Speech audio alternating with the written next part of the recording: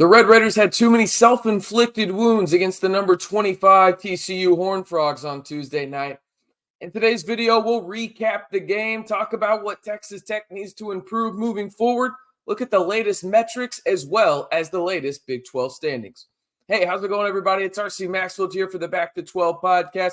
And if you want daily updates on your Texas Tech Red Raiders all year long, whether that's on the gridiron or the hardwood, we've got you covered right here on the most engaging Texas Tech community here on YouTube and the fastest growing Texas Tech community here on YouTube. We're giving you daily Texas Tech football videos, Texas Tech men's basketball videos. It could be on the gridiron, hardwood, on the recruiting trail, and everything in between. Be sure to hit that subscribe button and turn on that notification bell to stay in the know all year long. All right, before we get into recapping this loss, I kind of want to hear from you guys because it was interesting, and really Twitter and social media is an interesting dynamic in terms of the difference after a win for your team and a loss for your team in terms of the fan base.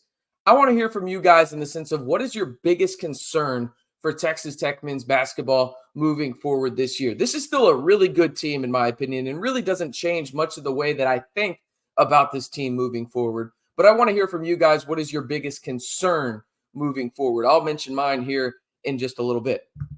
All right. Number 15, Texas Tech loses at number 25, TCU, 85-78. Pop Isaacs leads the way for the Red Raiders in the scoring department with 25 points. He was sensational once again for the Red Raiders. Now, what's not sensational is the Red Raiders' tendency to allow teams to go on a lengthy run in the first half, and Texas Tech did that again against the Horned Frogs, allowing them to go on a 21-5 run in the first half. It's not ideal. What's also not ideal, Texas Tech turning the ball over almost double the amount of time that they average in Big 12 play. They had 13 turnovers in this one. By himself, Joe Toussaint had 8. This was probably the worst game that he's had as a Red Raider in Big 12 play. I just thought it was either he was sensational in terms of ball movement or he turned the ball over. There really wasn't much in between. That's not what I expect from Joe Toussaint moving forward. Yes, he's had some struggles in Big 12 play. I get that. But you also have to look at the positives in terms of what he does for other guys around him in terms of setting guys up like Pop Isaacs, setting a guy up like Chance McMillan, Darion Williams, Warren Washington. He does a lot of things that don't show up in the stat sheet. Unfortunately, against TCU, he had some negatives, and that was in the turnover department where he had 8. That's not the reason Texas Tech lost the game, though. There's a couple other reasons, and the major one, and this is probably my biggest concern moving forward for Texas Tech, is rebounding. You've heard Grant McCasland talk about it. They are just not a good rebounding team, and when you look at who they're playing, it makes sense, right? Really, Warren Washington is the only guy that, for his position in the front court anyway, is actual prototypical size. He is a legit 7-footer. Then you're starting a guy in Darion Williams, who I think is a sensational player, but for the positions he's being asked to play, he's undersized. That's just the reality of the situation. He's 6'5". It would be better if he was closer to 6'7". That's just not the reality of it. Not to mention you bring in a backup big in Robert Jennings, who is 6'7". There's just not a lot of height there for the Red Raiders when it comes to an impact perspective. And they allowed 12 offensive rebounds for TCU in this matchup. 12 to comparatively 4 for the Red Raiders. Just 4, right? That was the major difference in this one. Second chance points is where Texas Tech lost this game. 14-0. TCU had 14 second chance points. Texas Tech had 0. That's where you lost this game.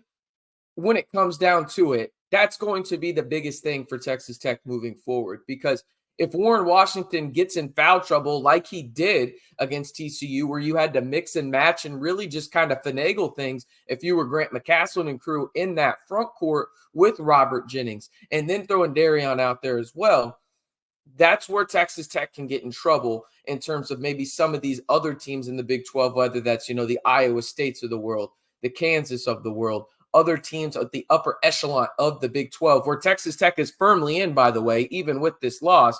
But that's really what I'm worried about moving forward. Now, that being said, Tech at points was trying to play hero ball and doing too much in this game. And you saw it really in this stretch where there was a 3-possession stretch where Texas Tech had little to no ball movement and they just jacked up some threes. Pop had 2, Chance had the other one. And it felt like, okay, they're just trying to swing the momentum back a little bit in Texas Tech's favor. And really, if you watch this game, the score did not feel this close. I mean, TCU won by 7, mostly because of the free throws at the very end of the game. They had 6 free throws in the final 30 seconds. It felt like TCU was up by like 20 at points in this game. And they never were. It really was in that 7 to 8 range for a majority of the game. TCU got up by 12 at one point. But outside of that, I mean, Texas Tech was firmly in this game, playing arguably one of their worst games of the year comparatively to TCU, who had their best shooting night of the year. They will not shoot 55% from 3 again. They won't do it. Micah Peavy made more threes against Texas Tech in one game than he had in his whole entire Big 12 season.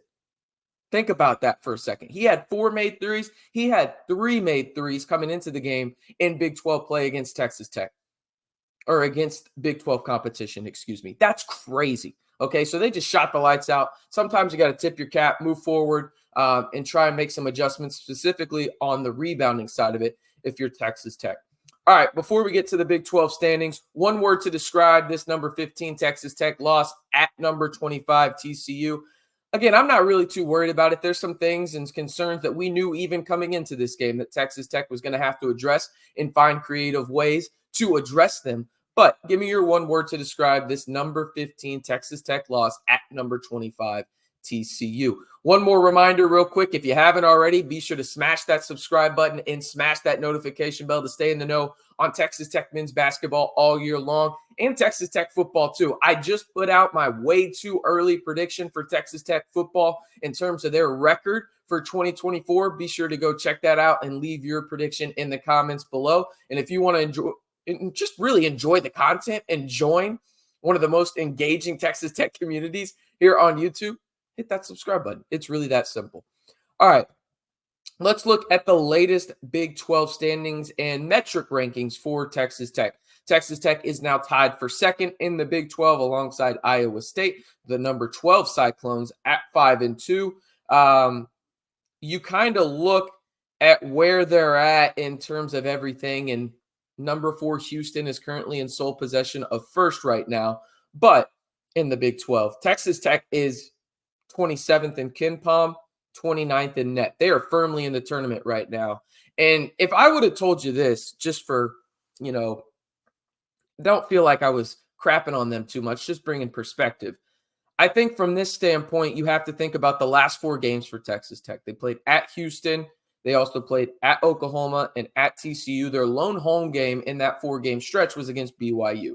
Texas Tech went 2-2. All of those matchups were against top 25 teams, including one that was in the top 5, another one that was in the top 12. You won 2 of those games. You feel pretty good about that considering you have just as many road wins as anybody else in the Big 12. You feel good about that. Now, you get to go home. 5 of your next 9 are at home. This is a big one for number 15 Texas Tech.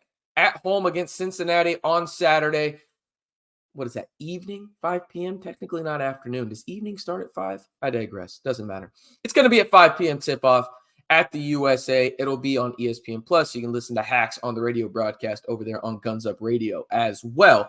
But Cincinnati's a good team, not one that you can take lightly. But as we have talked about on this channel numerous times, Texas Tech handles business at home. They'll be in really, really good shape. Their next home test will be on Saturday against the Bearcats of Cincinnati. I'm RC Maxfield reminding you one more time, if you haven't already, be sure to like the video, hit that subscribe button, and turn on that notification bell to join the most engaging Texas Tech community and the largest Texas Tech community here on YouTube in the Back to 12 podcast channel.